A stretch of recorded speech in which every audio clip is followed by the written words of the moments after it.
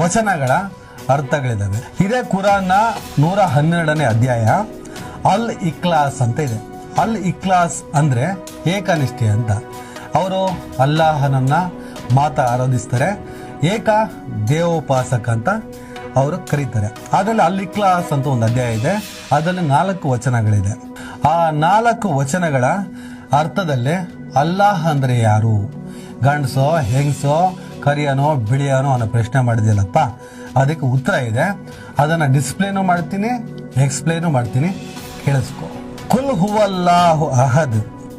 ಅಲ್ ಇಖ್ಲಾಸ್ 112ನೇ ಅಧ್ಯಾಯದ ಅರಬಿಕ್ ಸಾಲುಗಳು ಹೀಗಿದೆ. ಆ ವಚನದಲ್ಲಿ ಮೊದಲನೇ ವಚನ ಕುಲ್ ಹುವಲ್ಲಾಹು ಅಹದ್ ಅಂದ್ರೆ say he is Allah bracket who is one. ಕನ್ನಡದಲ್ಲಿ ಹೇಳಿರಿ ಅವನು ಅಲ್ಲಾಹು ಏಕಮಾತ್ರನು ಅದ್ವಿತೀಯನು. ಅಲ್ಲಾಹ್ ಸಮದ್, ಅಲ್ಲಾಹ್ ದಿ ಎಟರ್ನಲ್ ರೆಫ್ಯೂಸ್ ಅಂದ್ರೆ ಅಲ್ಲಾಹನು ಎಲ್ಲ ಅಗತ್ಯಗಳಿಂದ ಮುಕ್ತನು. ಲಮ್ ಯಲಿದ್ ವಲಮ್ ಯೂಲದ್, ಹಿ ಇಸ್ ನೀದರ್ ಬಿಗೆಟ್ಸ್ ನಾರ್ ಇಸ್ ಬಾರ್ನ್.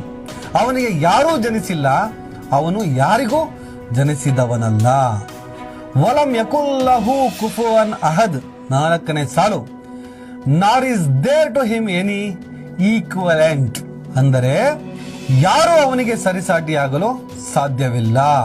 ಅಲ್ಲಾಹು ಏಕಮಾತ್ರನು, ಅಲ್ಲಾಹು ಎಲ್ಲ ಅಗತ್ಯಗಳಿಂದ ಮುಕ್ತ. ಅವನಿಗೆ ಏನು ಅಗತ್ಯ ಇಲ್ಲ, ಯಾವುದೇ ರೀತಿಯ ವೈಭವಗಳು ಕೂಡ ಅಲ್ಲಾಹನಿಗೆ ಅಗತ್ಯ ಇಲ್ಲ. ಅಲ್ಲಾಹು ಯಾರಿಗೂ ಹುಟ್ಟಿಲ್ಲ, ಅಲ್ಲಾಹು ಯಾರನ್ನು ಹುಟ್ಟಿಸಿಲ್ಲ. ಅರ್ಥ ಆಯ್ತಾ ನಿಮ್ಗೆ? ಹುಟ್ಟು ಸಾವು ಇದ್ರೆ ಆತ ದೇವರಾಗಲ್ಲ.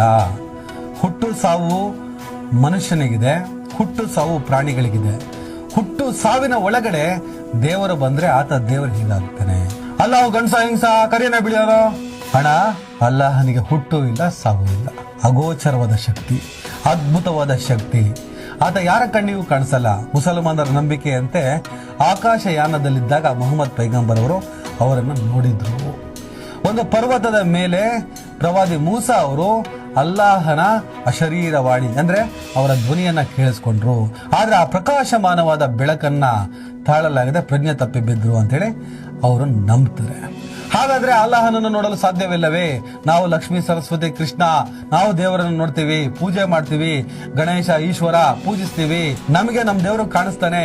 ಆದ್ರೆ ಮುಸಲ್ಮಾನರಿಗೆ ದೇವರನ್ನು ನೋಡುವ ಸೌಭಾಗ್ಯವೇ ಇಲ್ವೇ? ಇದೆ.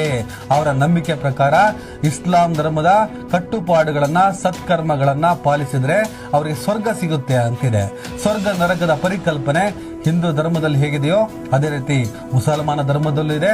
ಮುಸಲ್ಮಾನ ಧರ್ಮದ ಪ್ರಕಾರ ಸ್ವರ್ಗಕ್ಕೆ ಪ್ರವೇಶಿಸುವವನು ಆತ ಪ್ರವಾದಿ ಆಗಬೇಕೆಂದಿಲ್ಲ. ಪ್ರತಿಯೊಬ್ಬ ಮುಸಲ್ಮಾನ ಯಾರು ಸ್ವರ್ಗಕ್ಕೆ ಪ್ರವೇಶ ಮಾಡ್ತಾನೋ ಆತ ಅಲ್ಲಾಹನನ್ನ ನೋಡ್ತಾನೆ. ಸ್ವರ್ಗದಲ್ಲಿ ಆತನಿಗೆ ಅಲ್ಲಾಹನ ದರ್ಶನ ಆಗುತ್ತೆ ಅಂತ ಹೇಳಿ ಕುರಾನ್ ಹೇಳುತ್ತೆ, ಇಸ್ಲಾಂ ಹೇಳುತ್ತೆ.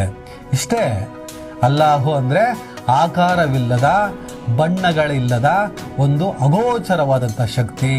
ಪುನೀತ್ ಕೆರೆಹಳ್ಳಿ ಕೇಳಿದ ಪ್ರಶ್ನೆಗೆ ಇಷ್ಟೇ ಉತ್ತರ ಕೊಟ್ಬಿಟ್ಟು ಬಿಟ್ಬಿಡ್ಬೇಕು. ಹಾಗಂತ ಪುನೀತ್ ಕೆರೆಹಳ್ಳಿ ಅಂತ ಬಹಳ ದೊಡ್ಡ ಜ್ಞಾನಿ ಪ್ರಶ್ನೆ ಕೇಳ್ದ, ಅವನಿಗೆ ಉತ್ತರ ಕೊಡಬೇಕು ಅಂತ ನಾನು ಬಂದಿಲ್ಲ. ಆ ಪ್ರಯತ್ನ ನೀವು ಮಾಡಬೇಡಿ. ಈ ತರದ ಪ್ರಶ್ನೆಗಳು ಯಾರೇ ಕೇಳಿದ್ರು, ಯಾರಿಗೇ ಆದ್ರೂ ಗೊಂದಲಗಳಿದ್ರು ಅದನ್ನು ನಿವಾರಿಸುವ ಪ್ರಯತ್ನವನ್ನ ಮಾಡೋಣ. ಅರಿವಿಗಿಂತ ದೊಡ್ಡ ಜ್ಞಾನ ಇಲ್ಲ. ಅವನು ಅಜ್ಞಾನಿ, ಅವನಿಗೆ ಅರಿವಿನ ಪಾಠ ಮಾಡೋಣ. ಆತನ ಮೂಲಕ ಒಂದಿಷ್ಟು ಜನರಿಗೆ ಇದರ ವಿಚಾರಗಳು ಮುಟ್ಲಿ ಅಂತ ನಾನು ಕುರಾನನ್ನು ಕೈಯಲ್ಲಿ ಇಟ್ಕೊಂಡು ಅಲ್ಲೊಂದಿಷ್ಟು ಸ್ಟಡಿ ಮಾಡಿ ಒಂದಿಷ್ಟು ಗುರುಗಳನ್ನ ಮಾತಾಡಿ ಈ ವಿಚಾರವನ್ನ ನಿಮಗೆ ಉಣಬಡಿಸಿದ್ದೀನಿ ಸ್ನೇಹಿತರೆ. ಪುನೀತ್ ಕೆರೆಹಳ್ಳಿ ಅಂತಹ ಮನಸ್ಥಿತಿಗಳು ಈ ಹಿಂದೆ ಅವರದೊಂದು ಟ್ರ್ಯಾಕ್ ರೆಕಾರ್ಡ್ ನೋಡ್ತಾ ಬಂದಾಗ ಅವರು ಕೆಣಕುವ ಉದ್ದೇಶಕ್ಕೆ ಇವನ್ನೆಲ್ಲ ಮಾತಾಡಿರ್ತಾರೆ. ಅವರಿಗೆ ತಿಳಿದುಕೊಳ್ಳುವ ಉದ್ದೇಶ ಇಲ್ಲ.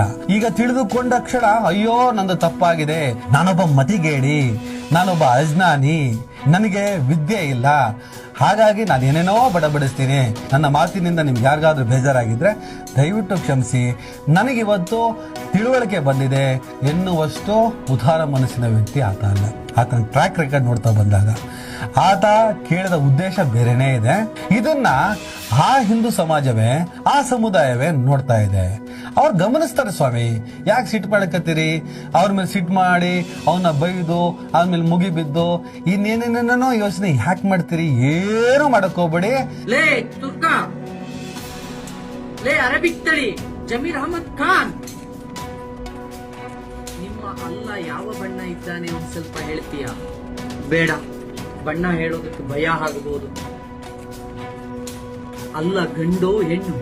ಈ ತರದ ಪ್ರಶ್ನೆಗಳು ಆಗಾಗ್ಗೆ ಎದುರಾಗ್ತವೆ. ಎದುರಾದಾಗೆಲ್ಲ ಉತ್ತರವನ್ನ ಕೊಡಿ. ಈ ಹಿಂದೆ ಜಿಹಾದ್ ಜಿಹಾದ್ ಜಿಹಾದ್, ಲವ್ ಜಿಹಾದ್, ಲ್ಯಾಂಡ್ ಜಿಹಾದ್, ಆ ಜಿಹಾದ್, ಮಣ್ ಜಿಹಾದ್, ಕರ್ಮ ಜಿಹಾದ್, ಕಾರಣ ಜಿಹಾದ್, ಟಾಯ್ಲೆಟ್ ಜಿಹಾದ್, ಏನೇನೋ ಹೇಳ್ತಾ ಬಂದು ಜಿಹಾದ್ ಬಗ್ಗೆ. ಆದ್ರೆ ಜಿಹಾದ್ ಅಂದ್ರೆ ಏನು ಅನ್ನೋದ್ರ ಬಗ್ಗೆ ನಾನು ಈ ಹಿಂದೆನೆ ಒಂದು ವಿಡಿಯೋ ಮಾಡಿಬಿಟ್ಟಿದೆ. ಅದನ್ನ ತಿಳ್ಕೊಬೇಕು ಅಂದ್ರೆ ಈ ಡಿಸ್ಕ್ರಿಪ್ಷನ್ ಅಲ್ಲಿ ಲಿಂಕ್ ಕೊಟ್ಟಿರ್ತೀನಿ, ನೋಡಿ. ಅದೇ ತರ ಯಾವುದೇ ಧರ್ಮದ ದೇವರನ್ನಾಗ್ಲಿ, ಯಾವುದೇ ಧರ್ಮದ ನಂಬಿಕೆಯನ್ನಾಗ್ಲಿ ಹರ್ಟ್ ಮಾಡೋದಕ್ಕಿಂತ ಮುಂಚಿತವಾಗಿ, ಪ್ರಶ್ನೆ ಮಾಡೋದಕ್ಕೆ ಮುಂಚಿತವಾಗಿ ಅದಕ್ಕೆ ಉತ್ತರ ಇದೆಯಾ ಅಂತ ತಿಳಿದು